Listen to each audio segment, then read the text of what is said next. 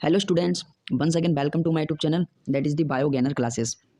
तो जैसा कि आप लोग थंबनेल देख चुके हो, क्लास 12th, ठीक है, और ये बायोलॉजी है और वीडियो नंबर शायद 9 होगा और चैप्टर 2, सॉरी गलत यहाँ पे लिख दिया है, ये आपका चैप्टर नंबर 3 होगा। ठीक है, इसको सही कर लेना, यहाँ पे ये चैप्टर नंबर 3 होगा। ठीक है, नंबर से कोई मतलब नहीं, आपका चैप्टर का नाम जो है वो रिप्रोडक्टिव हेल्थ। ठीक है, और जैसा कि देख रहे हो मात्र एक ही वीडियो में सारे इंपॉर्टेंट क्वेश्चंस कवर। जल्दी देखिए, ठीक है, यूपी बोर्ड एग्जाम 2023, ठीक है, आप लोगों के लिए बड़ी ही इंपॉर्टेंट है। बिना टाइम को वेस्ट करते हुए मैं आप लोगों से एक बात कहना चाहूँगा कि ये जो वीडियो है, मैंने आज 1 फरवरी है, मैं इसको रिकॉर्ड कर रहा हूँ, ठीक है, और हो सकता है ये आप तक 1 फरवरी को ना आ पाए, तो इसके लिए बहुत बहुत सॉरी, क्योंकि नेट की प्रॉब्लम है। तो ये 2 फरवरी को आपके पास हर हालात में मैं पहुँचा दूँगा। और आप क्या करिए, बिल्कुल क्रम से देखना स्टार्ट कर दिए, क्योंकि आपके पास अब टाइम बहुत कम है। ठीक है, आपको मैं तो मान के चलता हूँ कि आपके 16 के एग्जाम है। ठीक है, मुझे नहीं पता कि बायोलॉजी का आपका कब का है। ठीक है, तो मैं तो मान के चल रहा हूँ कि 16 से आपके एग्जाम है, तो उससे पहले मैं क्या करूँगा, आपका सारा चैप्टर एक बार रिवाइज करा दूंगा। फिर इंपॉर्टेंट लास्ट में मैं आपको, जब ये आपका इतना कवर हो जाएगा, ये भी इंपॉर्टेंट है, लेकिन लास्ट में क्या होता है कि केवल वही क्वेश्चन हम बताएंगे जो पेपर में आएंगे। ठीक है, इससे क्या होता है कि अगर मान लो, मैं तो अंदाजा ही तो लगाता हूँ, ठीक है, गैस करता हूँ, अगर वो ना आए तो आप कर सकते हो पूरा पेपर। ठीक है, इसलिए हमें सारा पढ़ना पड़ता है। चलिए बिना टाइम को वेस्ट करते हुए वीडियो को स्टार्ट करते हैं। और जैसा कि आप लोगों ने स्क्रीन पर देख लिया होगा, बहुविकल्पीय प्रश्न रिप्रोडक्टिव हेल्थ से लिया गया है। 1 अंक का आता है। लिखा है कि एमनियोटिक द्रव, मतलब इसको इंग्लिश में बोलते हैं एमनियोटिक फ्लूइड, की कोशिकाओं में निम्न में से किसकी उपस्थिति से भ्रूणीय शिशु का लिंग निर्धारण होता है। मतलब जब माँ के पेट में बच्चा होता है, तो जब सिरिंज से एक टेक्निक होती है एमनियोसेंटेसिस। ठीक है, तो सिरिंज से जब उस एमनियोटिक फ्लूइड निकाला जाता है, तो उसमें किस चीज़ का पता लगाया जाता है कि होने वाला बच्चा मेल है कि फीमेल है, मतलब लड़का है कि लड़की है। ठीक है, वैसे ये बैन हो चुका है, क्योंकि पता लगाते ही वो हत्या करवा देते हैं अगर लड़की होती है, तो ये सब बैन हो चुका है। अभी आगे पढ़ेंगे विस्तृत में। तो बार बॉडी, इंग्लिश में इसको बोलते हैं बार बॉडी, तो आंसर आपका सही हो जाएगा का वाला, बार बॉडी। ठीक है, ये वाला इंपॉर्टेंट है। ठीक है, ज़्यादा नहीं इससे पूछेंगे, एक ही 2 ही पूछेंगे। अगला देखिए, लिखा क्या पुरुष से संबंधित है। पुरुष से कौन सी चीज़ संबंधित है? गोलियाँ, वैसेक्टॉमी, ट्यूबेक्टॉमी, इनमें से कोई नहीं। तो याद रखना, जो वैसेक्टॉमी होती है, इसमें क्या होता है, जो टेस्टिस होता है उसमें जो ट्यूब्स होती हैं, बास डिफरेंस, उनको काट के नसबंदी जिसको बोलते हैं, तो नसबंदी में वैसेक्टॉमी होती है। ठीक है, ये पुरुष से संबंधित है। का वाला आपका सही है। ठीक है, देख लेना, इंपॉर्टेंट है। नेक्स्ट देखिए, देखिए ये क्वेश्चन नंबर से कोई मतलब नहीं होता है। ठीक है, इनको आप काट दीजिए, आप सीधे अपने क्वेश्चंस पे ध्यान दीजिए। आईवीएफ बहुत इंपॉर्टेंट है, देखिए 22 में पूछा गया है, 23 में भी आ सकता है। आईवीएफ और जीआईएफटी का पूरा रूप लिखिए या नाम लिखिए। तो आईवीएफ, इसका मतलब होता है इन विट्रो फर्टिलाइजेशन। इंग्लिश में ही लिखना तो ज़्यादा अच्छा रहेगा। ठीक है, इन विट्रो फर्टिलाइजेशन। मैं तो आपको राय दूंगा कि आप लोग इंग्लिश में ही लिखें। ठीक है, अच्छे नंबर मिलेंगे। आईवीएफ, ये भी नंबर आपका कटेगा नहीं। In vitro fertilisation. और जीआईएफटी का फुल फॉर्म क्या होता है? Gamete intra fallopian transfer. Gamete intra fallopian transfer. ठीक है, फिर अगला है क्वेश्चन, आईयूडी का पूरा नाम लिखिए। तो आईयूडी इंट्रा यूट्राइन डिवाइस। ठीक है, आईयूडी, आई से इंट्रा, यू से uterine device, intra uterine device. ठीक है, देख लेना, इंपॉर्टेंट है। अगला देखिए, नेक्स्ट यहाँ पर लघु उत्तरीय प्रश्न, ये 3 अंक में आपसे पूछा जाता है। देखो जितना इंपॉर्टेंट है मैं वही लाया हूँ। ठीक है, जो आपसे पूछे जा सकते हैं। तो इसमें देखिए, वन है मनुष्य में, ठीक है, यानी ह्यूमन में यौन संबंधी, ठीक है, सेक्स लिंक्ड डिजीज, मतलब सेक्सुअल ट्रांसमिटेड डिजीज उत्पन्न रोगों के लक्षण बताइए। मतलब मनुष्य में ऐसे कौन से रोग हैं जो सेक्स से रिलेटेड होते हैं, जो उनको हो जाते हैं। तो हेडिंग में आप लिखना मनुष्य में संबंधी उत्पन्न रोग। ठीक है, मनुष्य में यौन संबंधी उत्पन्न रोग। ठीक है, सबसे अच्छी इंग्लिश लगती है मेरे को। ठीक है, तो सेक्सुअल ट्रांसमिटेड डिजीज पूछ रहा है आपसे, सेक्सुअल ट्रांसमिटेड डिजीज, इनको एसटीडी भी कहते हैं। इसका भी फुल फॉर्म आपसे 1 नंबर में पूछा जा सकता है, इसको याद रखना, एसटीडी। ठीक है, तो मैं तो ये कहूँगा आप लोग याद रखिए, इसका भी पूछा जा सकता है आपसे। तो इन्हें लैंगिक संचारित रोग, ठीक है, सेक्सुअल ट्रांसमिटेड डिजीज कहते हैं। ये लैंगिक संसर्ग से या प्रजनन मार्ग से संचारित होते हैं। ये निम्नलिखित प्रकार के होते हैं। तो पहला देखिए, क्लेमाइडियोसिस। क्लेमाइडियोसिस, चाहे इंग्लिश में हेडिंग डाल देना, चाहे हिंदी में डाल देना। ठीक है अंग्रेजी ही, लेकिन क्या क्या उसको उन्होंने उच्चारण कर दिया है बस हिंदी बना के। तो लिखा है कि यह सर्वाधिक रूप में पाया जाता है, मतलब सबसे ज़्यादा यही रोग होता है। ठीक है, और ये जीवाणु द्वारा होता है, मतलब बैक्टीरिया द्वारा होने वाला एसटीडी है। यह रोग क्लेमाइडिया ट्रोकोमैटिस, ठीक है, क्लेमाइडिया ट्रेकोमैटिस नामक बैक्टीरिया से होता है। याद रखना, 1 नंबर में भी पूछा जा सकता है कि क्लेमाइडियोसिस किस बैक्टीरिया से होता है, तो क्लेमाइडिया ट्रेकोमैटिस से होता है। अब इसका लक्षण क्या है, इसी तरह से लिखना है बिल्कुल आपको भी। तो लक्षण देख लीजिए, इस रोग में पुरुष के जो शिश्न, मतलब जो पेनिस होता है, ठीक है, आपका जो पेनिस होता है, उससे गाढ़े मवाद जैसा स्राव होता है, तथा मूत्र त्याग में, ठीक है, जब आप पेशाब करते हो तो अत्यंत पीड़ा होती है। और स्त्रियों में इस रोग के कारण गर्भाशय ग्रीवा, मतलब जो वेजाइना से ऊपर वाला यूट्रस को जोड़ता है पार्ट, उसको हम सर्विक्स कहते हैं, उसमें और गर्भाशय व मूत्र नलिकाओं में प्रदाह, मतलब इन्फ्लेमेशन होता है, सूजन हो जाती है लेडीज़ में। ठीक है, उपचार ना होने पर यह श्रोणि प्रदाह रोग, मतलब पेल्विक इन्फ्लेमेटरी डिजीज में परिवर्तित होकर बंध्यता का कारण बनता है। मतलब बंध्यता का मतलब होता है कि वो स्टराइल हो जाती हैं, ठीक है, फिर वो बच्चे मतलब माँ नहीं बन सकते, ठीक है, इस तरह से। एक हो गया आपका। अगला देखिए सुजाक, ठीक है, इसको इंग्लिश में बोलते हैं गोनोरिया, ठीक है, ये है ग्राम रीढ़ी, ठीक है, ये है जीवाणु भी है, स्टडी है, ठीक है, ये भी क्या है, जीवाणु के द्वारा होता है, बैक्टीरिया के द्वारा होता है, जिसका नाम होता है डिप्लोकोकस जीवाणु और नाइसेरिया गोनेरिया, ठीक है, ये वाला इंपॉर्टेंट है, नाइसेरिया गोनेरिया, ये याद रखना, ये इससे होता है। बस आपको यही याद रखना है कि कौन सा डिजीज किस बैक्टीरिया से होता है और उसका क्या लक्षण है, मतलब उसके होने के बाद आपके क्या प्रॉब्लम हो सकती है, बस इतना याद रखना है आपको, कोई ज़्यादा कठिन नहीं है। इसके सिम्टम देखिए, इस रोग का प्रमुख लक्षण यूरोजेनिटल पद की श्लेष्मा कला में अत्यधिक जलन होना है। रोगी को मूत्र त्याग के समय जलन महसूस होती है। सुजाक मतलब गोनोरिया लक्षण पुरुष में अधिक प्रभावी होते हैं, मतलब ये पुरुष में ज़्यादा देखा जाता है। अन्य विकार जैसे प्रमेहजन्य संधिवा मतलब गोनोरियल आर्थराइटिस, अंग्रेजी याद रखना, पोरुष ग्रंथ, प्रोस्टेटाइटिस, ठीक है, प्रोस्टेट जो ग्लैंड होती हैं हमारी वो फूल जाती हैं, सूज जाती हैं, क्रैश, फिर लिखा है सिस्टिस, स्त्रियों में जरायु, मेराइटिस, ठीक है, जहाँ पर आइटिस लगा होता है उसका मतलब होता है इन्फ्लेमेशन, मतलब सूजन से होता है, बंधता आदि हो जाते हैं, ठीक है। अगला देखिए बहुत इंपॉर्टेंट है, आपने पढ़ा भी होगा शायद इसके बारे में,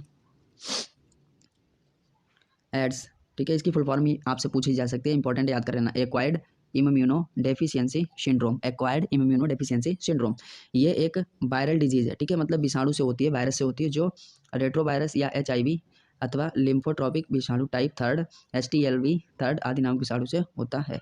आप केवल याद रखना कि जो एड्स होता है वो HIV से होता है, HIV ह्यूमन इम्यूनो वायरस, ठीक है, और एड्स की फुल फॉर्म क्या होती है, एक्वायर्ड इम्यूनो डेफिशिएंसी सिंड्रोम, ठीक है, अगर आप ये चीज़ भूल भी जाते हो कोई प्रॉब्लम नहीं है। लक्षण देखिए इसका, सिम्टम्स इंग्लिश में हेडिंग डालना बड़ा अच्छा लगता है, निरंतर जो मतलब कंटिन्यूस आपको फीवर आएगा, मसल्स में आपके पेन रहेगा, रातों को पसीना आना तथा लसिका ग्रंथियों जो लिम्फ ग्लैंड होती हैं उनका चिरस्थायी विवर्धन, लिंग अथवा योनि से रिसाव, जननांगीय क्षेत्र में अल्सर या जांघों में सूजन आदि इस रोग के प्रमुख लक्षण हैं, ठीक है। चौथा देखिए जेनाइटल हर्पीज, ठीक है, इंग्लिश में, यह रोग टाइप 2 हर्पीज सिम्प्लेक्स विषाणु टाइप 2 हर्पीज सिम्प्लेक्स वायरस से उत्पन्न होता है। इसका लक्षण क्या है, इस रोग के प्राथमिक लक्षण जननांगों पर छाले पड़ना व दर्द होना, ज्वर मतलब फीवर, मूत्र त्याग में पीड़ा, लसिका ग्रंथियों की सूजन आदि, छालों के फूटने से संक्रमण तेजी से फैलता है, ठीक है, लिख लेना अच्छे से। नेक्स्ट देखिए प्रश्न दूसरा, ठीक है, लिखा है सहायक जनन तकनीकी, इंग्लिश में इसको बोलते हैं असिस्टेड रिप्रोडक्टिव टेक्नोलॉजीज, ART के नाम से भी जाना जाता है, ठीक है, ART। सहायक जनन तकनीकी को परिभाषित कीजिए, बंद दंपतियों को संतान पाने है तो सहायता देने वाली कुछ विधियां बताइए, इस तरह से पूछा जा सकता है, या IVF की प्रक्रिया की व्याख्या कीजिए, ठीक है, इस तरह से आपसे किसी तरह से भी पूछा जा सकता है। तो आंसर में आप हेडिंग डाल सकते हो, जिस तरह से पूछा जाएगा उसी की हेडिंग डालना। अगर इस तरह से पूछा जाए IVF की तकनीक तो लिखना इन विट्रो फर्टिलाइजेशन टेक्निक, अगर आपसे सहायक जनन पूछा है तो लिखना ART असिस्टेड रिप्रोडक्टिव टेक्नोलॉजी, उस तरह की हेडिंग डाल के आपको लिख देना है। तो लिखा है कि इंडिया में मतलब भारतवर्ष में प्राय मोस्टली विशिष्ट स्वास्थ्य सेवा इकाइयाँ दंपतियों में बच्चा पैदा न होने का दोष का उपचार करके दंपतियों को बच्चे पैदा करने में मदद दे सकती है। फिर भी जहां ऐसे दोषों को ठीक करना संभव नहीं है वहां कुछ विशेष तकनीकों यानी टेक्नोलॉजीज द्वारा उनको बच्चा पैदा करने में मदद की जा सकने वाली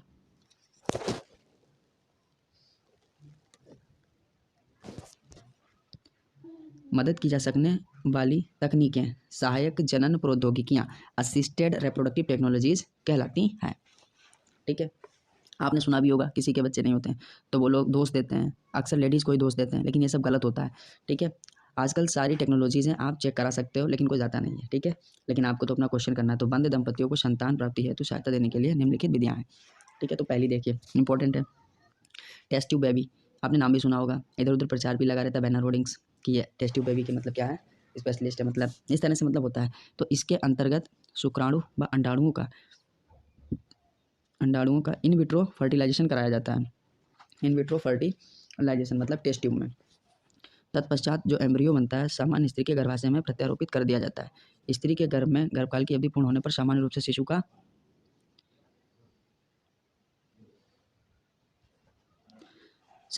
का जन्म हो जाता है। बस ये है टेस्ट ट्यूब बेबी, ठीक है। अगली देखिए युग्मक अंतः फैलोपियन स्थानांतरण है, देखो GIFT मतलब गैमीट इंट्रा फैलोपियन ट्रांसफ़र। इस विधि का प्रयोग उन महिलाओं पर किया जाता है जो लंबे समय से बंद हैं। इसके अंतर्गत लेप्रोस्कोप की सहायता से फैलोपियन नलिका के एम्पुला में शुक्राणु व अंडाणु का निषेचन कराया जाता है, ठीक है।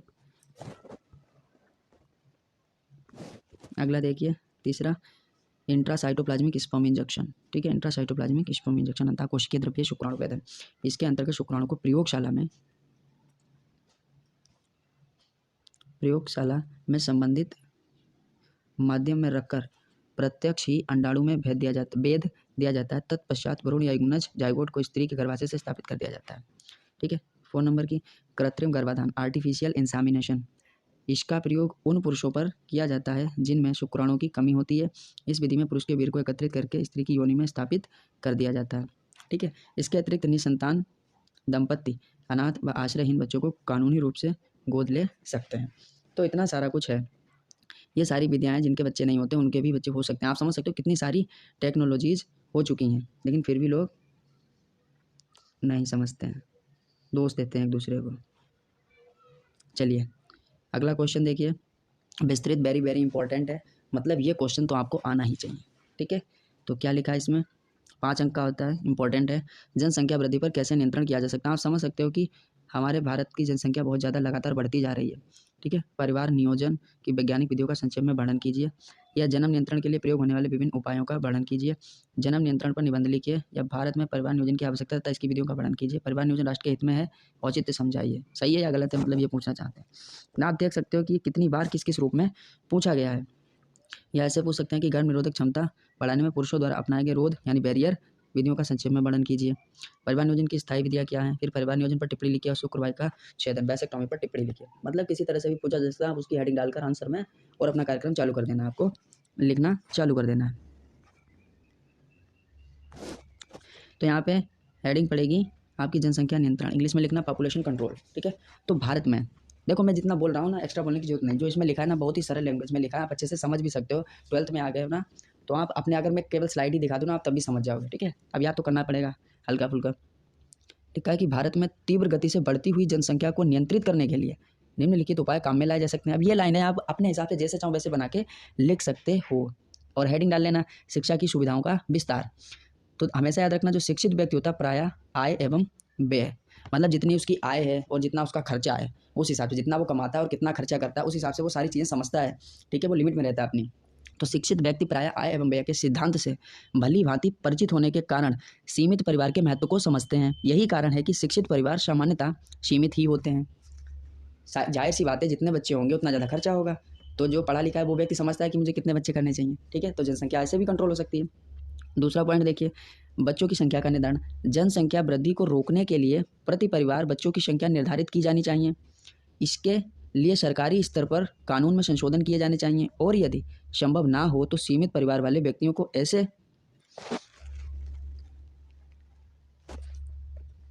प्रोत्साहन मतलब लाभ दिए जाने चाहिए जिनसे कि जन सामान्य में इसके प्रति रुचि उत्पन्न हो सके।